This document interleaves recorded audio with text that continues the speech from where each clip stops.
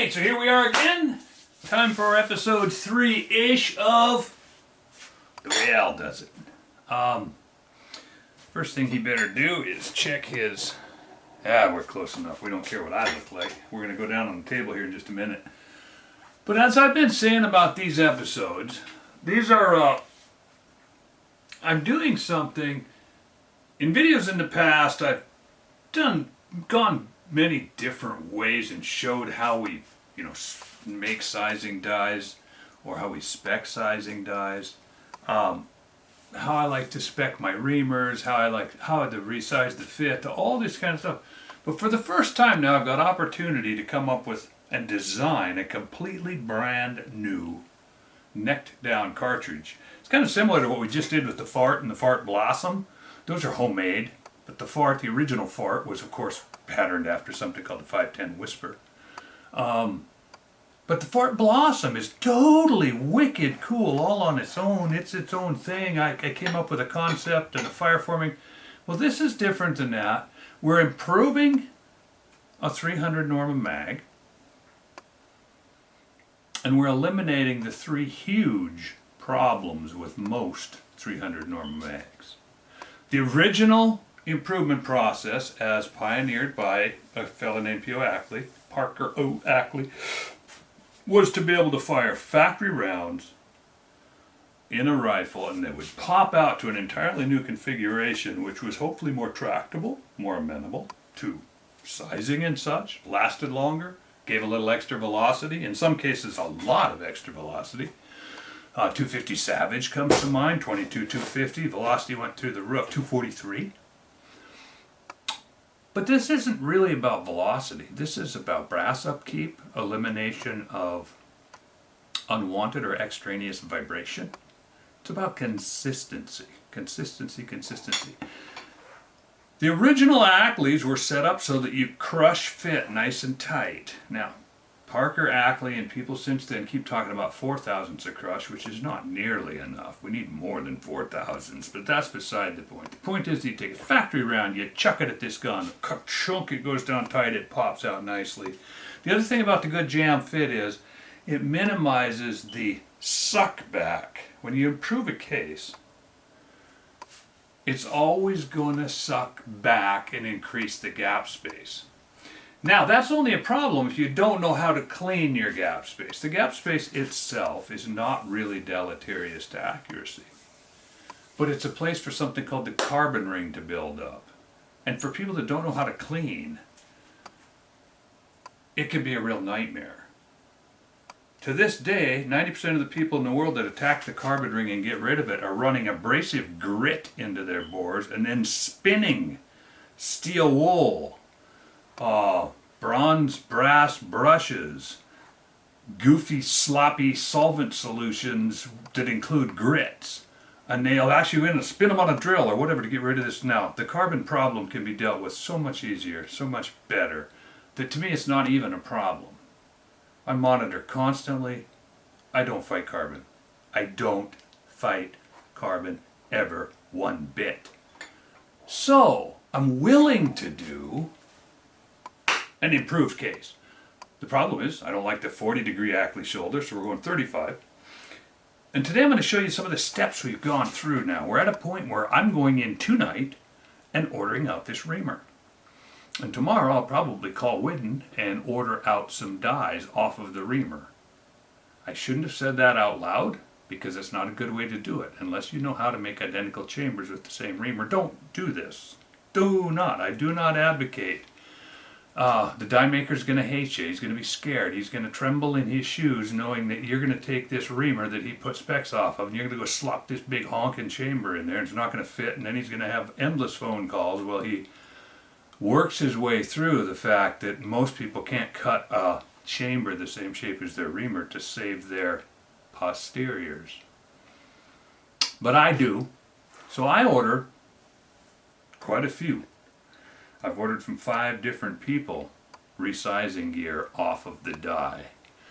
And they fought me every time, and I put it in writing that if there is a mismatch of any sort, if anything doesn't work, you will never, not once, You will never get a call from me saying you screwed up, unless I reach in and measure the die out and you did screw up and you didn't hit my numbers. I've had 2 people try to override my numbers when they're building dies. So that can be a problem. And then I make them remake it to the correct size. The point is, for me to do this kind of stuff, I've never sent a barrel back because I've never sent I don't send stuff back because it doesn't shoot. If it doesn't shoot, it's because I'm a dumbass. But that doesn't mean shoot to, MOA. I'm building this 300 Norma mag. In front of God and everybody, is a 1/4 minute gun. Guns that shoot bigger than that don't interest me. I own and use and benchmark against absolute 10th minute of angle bench rest accuracy guns. I have 5 guns that will shoot in the zeros. Takes some things coming together for that to happen. I can't do it all day and I can't do it when I do my part. That's all bullshit. When the stars align perfectly and the magnetic anomalies are balanced throughout the universe and gravitation balances right on my head, once in a while I can shoot little groups. But the point I'm making is we have to build this stuff and we have to have a rationale and a reason for everything. And if anybody's going to watch this and decide to go do this, I need to be really careful. I respect all the barrel makers, not all the action makers. Let's not get into actions. Actions are a thing. I only use about 4 or 5 actions. So forget I said actions. There's a million actions out there that'll probably make everybody happy. There are a few that make me happy. Not necessarily for accuracy reasons, but let's just stop with the actions. Let me just say, I'm going to show you how I spec my stuff and why I spec it the way I do, and assure you that there are no bad die makers out there of which I'm aware. I've used the Hornady Custom Shop. I'm talking about Widden. I use Widden. I make my own dies. I will never, ever, I've never gotten a bad product from Neil Jones. There are a few others, there are a few gunsmiths that make their own dies, but the die fit is important. So here, when we're coming from the ground up, we're starting with a bullet. And the 2 45 grain bullets just came in! So that's what this is about. The guy I'm building this gun for went and located people that are willing to sell individual bullets for, let's say, under $10 a piece, and he got some 245 grain 30 cals which are not available on the market. And he also got some, the only other big bullet that comes to mind is the Hornady, I believe this is called an A-tip, 250 grain A-tip match. Now because of these A-tips, I have a jaundiced view of this as a match bullet, but that's neither here nor there. The reason we needed, in the end now I'm ready to order a reamer because I've got 5 different brands and types of cases. The Lapua cases that we're going to use, I now have from 2 lots. Philip bought all the 338 Lapua brass he could find and ended up that 1 or 2 of the boxes were the same lot as the stuff I bought. So I'm pretty sure that we've got the market covered for the last few shipments that have come over. Lapua brass does vary sometimes, changes, the spec changes. So neither here nor there, I'm speccing the neck size for starters. The free bore, the neck size. Let me pan down here. I don't know why I'm talking. I got a whole table full of crap here. There's no reason not to be panned down and showing you what's going on. I've still got this paperwork here from the last video we did, in which I talked about the way necks iron out. One thing I noticed when I was proofing it bothered me a little bit. I made this motion and I stated that the necks open up in the front and iron their way back. That's really not true. This brass back here is quite a bit thicker, but it also has quite a bit more surface area.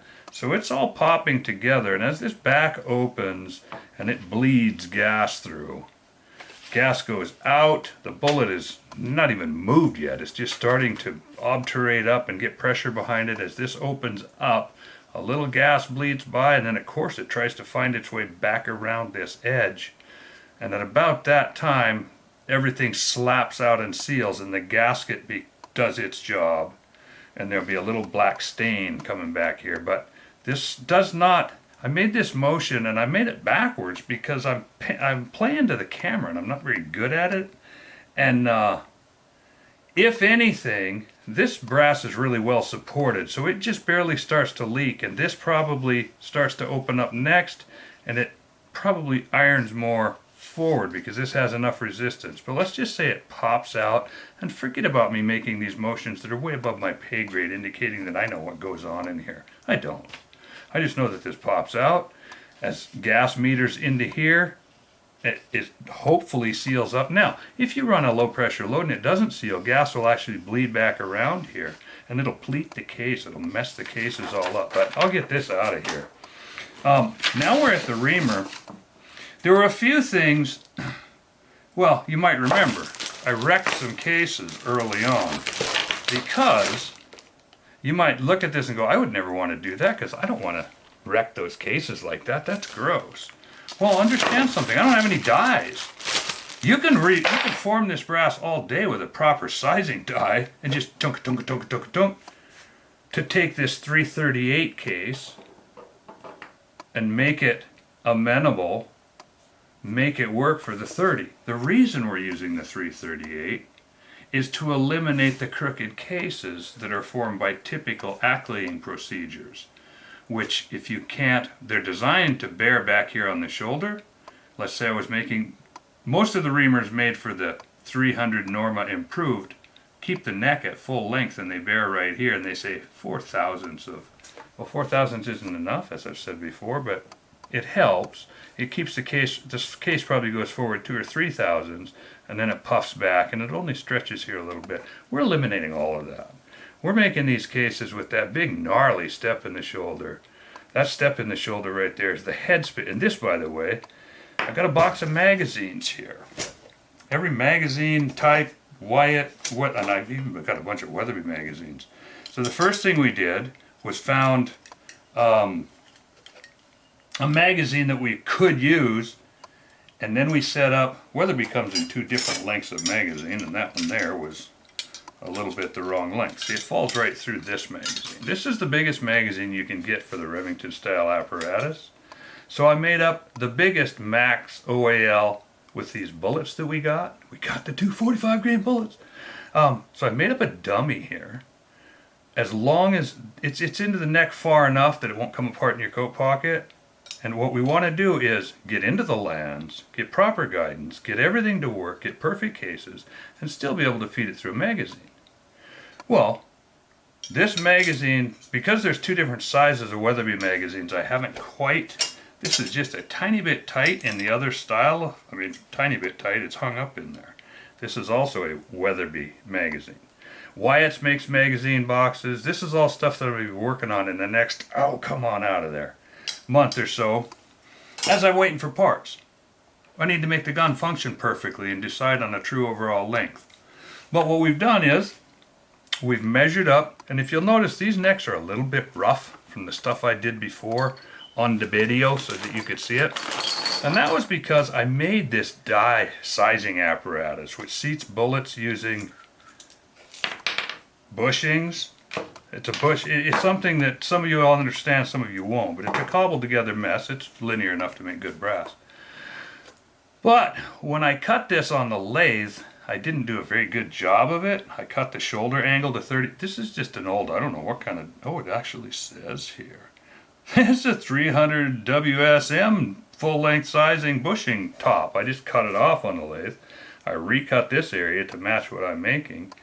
And I didn't ever polish it out correctly. So the first few cases, first I getting the lubes and stuff right, I was diddling with this. I was in a hurry. Well, on my notes, I left myself a note that said, hey, dumbass. Go back out, chuck it back in a lathe, which takes a little bit, and repolish this and give it a little, and find a neck. Well, what I didn't have was a neck size. And it turns out the hole was too small. So I opened the hole up 7 thousandths. I rounded the edge, and now I drop a case in, and I'm using, understand, these are not the bullets we're going to shoot, but they're hard to deform, they're a good fire forming and working with bullet, and they're cheap. Now, that doesn't mean they're cheap as in there are bullets that are cheaper than this, but they're cheap and consistent, and I can't get 245, so this is the bullets I'm using to set up a whole bunch of things like neck tension and neck sizing, and I measured up, I got 5 different bullets, 2 different incarnations of the Lapua case, and I finally now decided on a neck length, a shoulder setting, because remember, we're going back, the neck's going to start right here now, or the shoulder's going to start right here now. Boom! I need to get jam fit in there so I can, as much as possible, hold this from pulling back to increase the gap space. But I finally polished this out, made it nice, and I'm getting perfectly formed. I don't know if we can see these in the camera, but I'm not concerning myself too much. These are perfectly formed neck step apparati. So now I can start taking my final measurements, the final countdown here, which is what I'm doing, and I'm actually working on designing the reamer. I'm fat butting the base, and this was blank, and I'm writing in all the numbers, and I'm not going to worry about focusing in so that you can read the numbers. Suffice it to say that I fatted the base as much as I want to. I ran 10 TPI to here.